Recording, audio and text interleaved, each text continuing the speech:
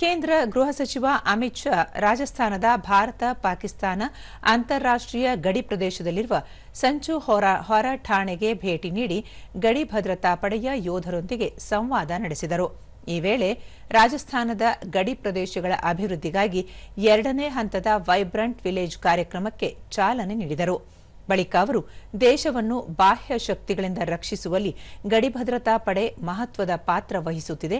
ದೇಶದ ಗಡಿ ಪ್ರದೇಶಗಳು ಸುರಕ್ಷಿತವಾಗಿರದ ಹೊರತು ದೇಶ ಸುರಕ್ಷಿತವಾಗಿರಲು ಸಾಧ್ಯವಿಲ್ಲ.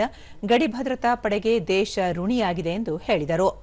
ಗಡಿಭಾಗದ ಗ್ರಾಮಗಳ ಅಭಿವೃದ್ಧಿಗೆ ಕೇಂದ್ರ ಸರ್ಕಾರ ಕ್ರಮ ಕೈಗೊಂಡಿದ್ದು ನಾಗರಿಕರಲ್ಲಿ ಅರಿವು ಮೂಡಿಸುವ ಕೆಲಸವಾಗುತ್ತಿದೆ.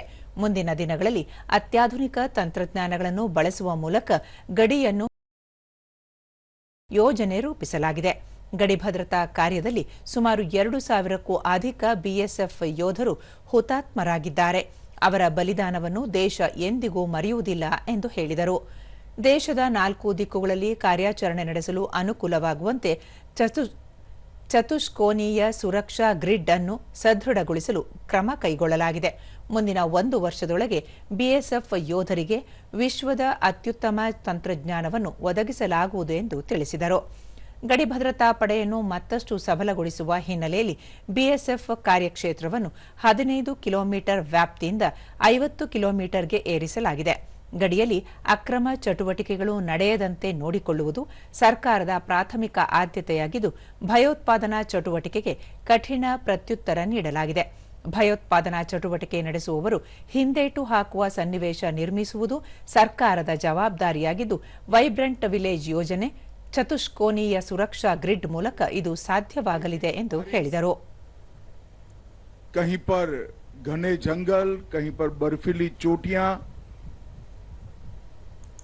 45 डिग्री टेम्परेचर से लेकर -45 डिग्री टेम्परेचर तक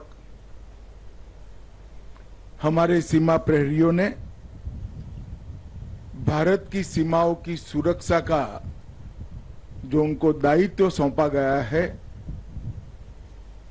इसका बहुत अच्छे तरीके से कर्तव्यपरायणता, वीरता, साहस और सर्वोच्च बलिदान की भावना के साथ निर्वहन किया है.